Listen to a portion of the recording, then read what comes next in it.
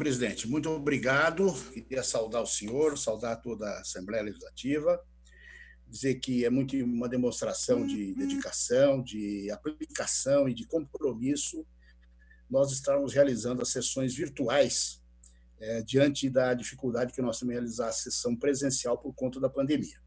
Bom, quero dizer que nós não estamos vivendo um problema simples, todo mundo sabe disso. A pandemia ela tem como epicentro o estado de São Paulo e a cidade de São Paulo. Isso não é culpa dos governantes, ela tem como epicentro aqui. Portanto, nos próximos dias, segundo especialistas, né, nós vamos viver até pelo menos a outra semana um pico de crescimento de casos de contaminação e mortes no estado de São Paulo e na cidade de São Paulo. Então, é agora que nós vamos ter, infelizmente, que nós vamos constatar, infelizmente, onde os erros foram cometidos, né? Então, eu acho que o governo do Estado, o governo João Dória, ele teve o mérito, está tendo o mérito de ter defendido o isolamento da população, como ele está defendendo. Acho que é muito correto.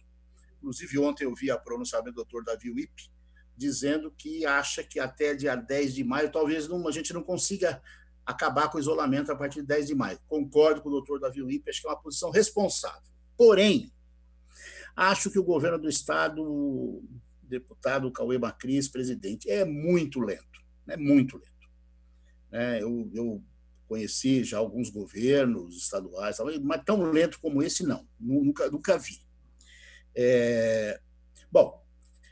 Primeiro, é o seguinte, o dinheiro repassado para as prefeituras até agora é muito pouco. Os prefeitos estão reclamando, eles precisam de mais recurso, porque eles precisam tocar as suas obras em função da queda da arrecadação própria deles, eles precisam de recurso para consertar os seus hospitais, seus postos de saúde, eles precisam de recurso para fazer o trabalho de assistência social com o pessoal mais desassistido e que não tem acesso, de repente, ao programa federal de ajuda, né? Então, os prefeitos estão precisando de dinheiro. Isso que o Caio falou, você pode fazer a conta, é muito pouco. E não veio mais que isso até agora, né? Tem uma outra coisa que eu acho que é importante, não aconteceu, que o governo não entendo por que não faz, é o seguinte, na cidade de São Paulo, nós temos um grande hospital fechado, que é o Hospital Sorocabano. Por que não reabrir o Sorocabano? Ele leva 15 dias para ser reaberto. Está praticamente pronto, não custa tão caro. Podia reabrir o Sorocabano, que fica na Lapa, um hospital referência e que pode ter aí 150, 200 UTIs lá, né? Então, não consigo entender também por que não reabre o Hospital Sorocabano. E não entendo também por que o recurso para os hospitais referência do Estado na cidade de São Paulo, não estão recebendo recursos para que possam contratar. Adicionalmente, mais funcionários, médicos, auxiliar de enfermagem, enfermeiros, pessoal de segurança, pessoal de operacional em geral. Nós temos 3 hospitais que padecem disso, né? O hospital, por exemplo, o Hospital de Guaianazes, o Hospital Estadual de Guaianazes, está tendo problema nesse sentido, e muito problema nesse sentido. Conversei com funcionários que trabalham lá, estão reclamando. O Hospital do Mandaqui, que é estadual, que é um gigantesco hospital, que se nós tivéssemos um investimento moderado, não precisa nem ser tanto dinheiro lá, nós poderíamos ampliar a capacidade dele. De repente, é mais fácil ampliar a capacidade de um Mandaqui, por exemplo, se você colocar dinheiro, evidentemente, contratar funcionário, contratar médico, equipamento, etc. É mais fácil, mais barato do que talvez abrir um outro hospital, né? E o Hospital Geral de Taipas, onde o atendimento é garantido na raça dos funcionários. Também falta recurso, também falta funcionário. Eu não consigo entender, realmente não consigo entender. E é por isso que, nesse momento, eu sou simpático, né? Eu fui simpático às emendas que tentavam controlar para onde ia esse dinheiro, né? Porque não estou falando de problema ético aqui, estou falando de problema operacional, né? Não consegue gastar. Para gastar dinheiro na máquina pública, precisa ter um pouco de competência, um pouco de agilidade, senão não gasta. Vocês querem ver como não gasta? Vocês querem ver? 2019, nós temos empossadas 80 milhões de reais de emendas só para a área da saúde, que vai para os municípios. não foram liberadas até agora.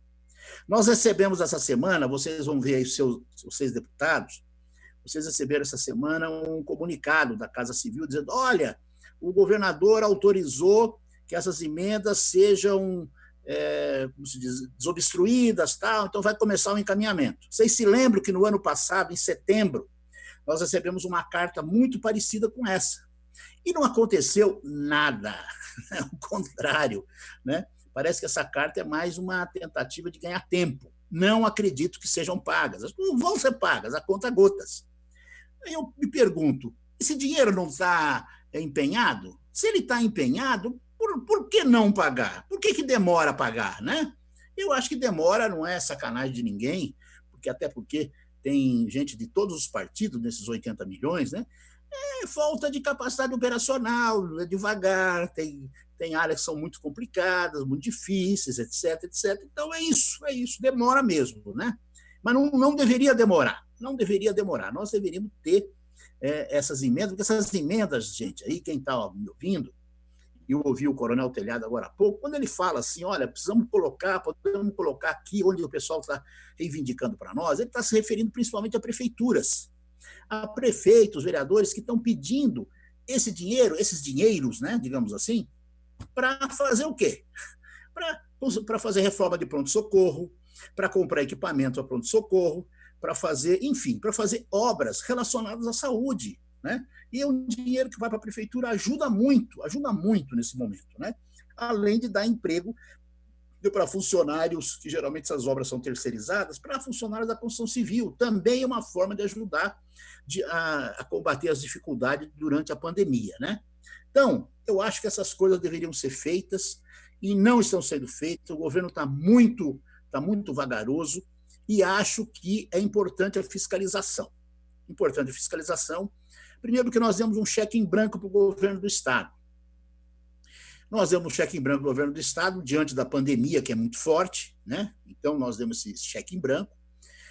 Mas, exatamente por isso, nós precisamos acompanhar. Precisamos acompanhar, porque, às vezes, não é nem um problema de falta de ética. É um problema de erro, de colocação, né? O cara não faz direito a coisa e gasta mais, né? Ou então gasta errado. Gastar errado, né? Também é um problema na administração pública. Por último, ainda dessa parte, depois eu quero falar do projeto em tela, ainda dessa parte, eu quero falar uma coisa. Eu acho que os ônibus da cidade de São Paulo, né? Isso não aconteceu com o metrô, graças a Deus, não passei essa vergonha com o metrô, que é estadual, mas os ônibus da cidade de São Paulo, né? O setor de transporte da Prefeitura de São Paulo cometeu um erro grave. Não pode permitir a redução de ônibus nesse momento que nós estamos vivendo, para evitar exatamente a aglomeração, né? O Rafael Silva tem toda a razão. E tem mais razão ainda, Rafael, naquilo que nos diz respeito, que é a Artesp. Eu sou conselheiro da Artesp. Até agora eu não fui convidado para nada na Artesp, certo? Não fui convidado para conversar. Eu acho que a Artesp faz o jogo aberto das empresas de ônibus, né? Ela faz o jogo das concessionárias e faz o jogo das empresas de ônibus, né? Estou fazendo um levantamento que eu quero fazer uma representação contra a Artesp, pegando vários problemas que eu acho que ela cometeu nessa revisão aí de contratos, né, com as concessionárias, e vamos incluir essa que o Rafael se referiu. Eu fui avisado disso anteontem, achei um absurdo, né? Mas a Artesp, na verdade, é mais uma representante, infelizmente, dos empresários diante do governo do que uma agência autônoma como ela deveria ser. Bom, com relação ao projeto em tela, eu ainda tenho tempo, né? Com relação ao projeto em questão, em discussão, eu acho que representa uma postura defensiva da Assembleia Legislativa de São Paulo. O Campos Machado, que foi um dos primeiros a falar, tem toda a razão. É uma posição defensiva, né? Quer dizer, você tem sempre um movimento na sociedade que, manipulado ou desinformado por conta da mídia, né? A mídia geralmente é contra o poder legislativo. Vocês veem que para a mídia cobrir alguma coisa feita pelo legislativo é dificílimo, né? Então, a mídia, em geral, ela fiscaliza bem, tá? Eu acho importante a liberdade de imprensa, eu não quero me meter com eles, mas a própria mídia tende a dar mais importância para o executivo e para o legislativo. E no caso do legislativo, ela pega mais as questões negativas. É verdade, é isso mesmo. Pode fazer, eu quero ser bem fiscalizado. Agora, o problema é que acaba criando, inoculando na população um preconceito contra o legislativo e que não vai resolver a gente tomando a atitude que nós estamos tomando. No caso dos nossos salários e a verba de gabinete, dos nossos gabinetes, eu não vou nem falar disso, né? Mas assim, foi uma proposta para a gente fazer um gesto para a sociedade, totalmente de acordo. Totalmente de acordo. Então, sou a favor, né, dos 30%, sou a favor também do desconto, que eu não estou me lembrando agora, mas que seja qual o desconto que for aprovado para a verba de gabinete, não tem problema nenhum. Refazer contratos, diminuir os contratos conforme o presidente apresentou na proposta da mesa, tal, sem problema. Agora, funcionário não. Funcionário de jeito nenhum, gente. Nós estamos abrindo um precedente. Existe na sociedade, não é um jeito que tem gente falando mal dos políticos, dizendo que eles ganham muito, tem gente na sociedade, tem gente dentro da Assembleia Legislativa que propõe uma redução do salário do funcionalismo, não só dos comissionados, de todos, né? Eu acho que passando essa proposta, que eu só posso entender que ela esteja passando pela pressão que o presidente está recebendo desses setores dentro da Assembleia, né? Que a mesa está recebendo, né? A pressão desses setores. Isso aí é terrível para nós, é um precedente horrível que nós estamos abrindo. Eu não estou disposto a votar nisso. Não estou disposto a votar nisso. Não sei como é que eu vou fazer. Talvez eu peça licença para a bancada do PT para eu me abster, ou talvez eu vote, enfim. Mas, de qualquer forma, eu serei um dos que vai judicializar essa questão, viu, presidente? Vou judicializar, porque eu acho que é um absurdo. Não quero que a Assembleia Legislativa, na minha gestão, quer dizer, durante o meu mandato, cometa uma loucura dessa. Eu estou pedindo agora, e vou receber daqui a pouco, aquilo que foi preparado pela Procuradoria da Câmara Municipal de São Paulo, que é uma procuradoria de altíssimo nível, né? Eu já fui presidente da Câmara, sei, de altíssimo nível, e que preparou um parecer dizendo que retirar salário de funcionário, tal como está sendo feito, é inconstitucional. E vai ganhar na justiça, você não tem nenhuma dúvida. E o problema é o seguinte, com medo de que, se votasse em separado, essa questão seria derrotada, o relator Carlão Pignatari resolveu deixar tudo junto, né? Resolveu deixar tudo junto para dificultar uma votação em separado, que ele sabia que ia perder, né? Então, quero dizer o seguinte, não venham depois reclamar que a ação na justiça pode suspender só esse ponto, mas pode suspender o projeto inteiro, certo? Pode suspender o projeto inteiro, né? Então, isso pode prejudicar. A gente talvez tenha que votar um outro projeto, se a justiça suspender, votar um outro projeto assegurando o desconto da folha dos parlamentares, etc., etc., porque se a justiça suspender, vai ser difícil. Talvez ela suspenda tudo. Quero dizer que é muito importante que a gente reflita isso, é muito importante que a gente não ceda nessas questões de princípio, porque ceder nessas questões significa amanhã abrir a porteira para que os funcionários tenham que pagar por aquilo que não é deles. Por que o judiciário não paga nada? Por que ninguém levantou projeto, digamos assim, de indicativo para o judiciário abrir mão dos seus privilégios? Por que não fez isso em relação ao governo do Estado, secretários? Não, é só a gente, né, cedendo a uma pressão horrível, que é mais uma pressão antiparlamentar e antidemocrática, na minha opinião, do que uma pressão legítima. Os 30% dos deputados, tudo bem, nós vamos abrir mão, não tem problema, um gesto para a sociedade, vamos abrir mão também da nossa verba de custeio.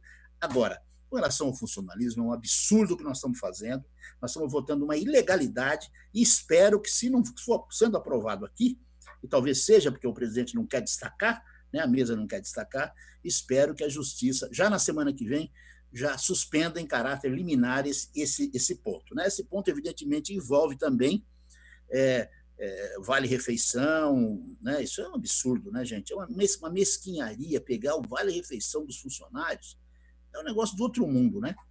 Mas é isso, infelizmente é isso, as coisas chegaram a esse ponto. Então, para concluir, deputado Zé Américo. Já estou concluindo. Então, um abraço para o senhor presidente, era isso que eu gostaria de deixar claro. O próximo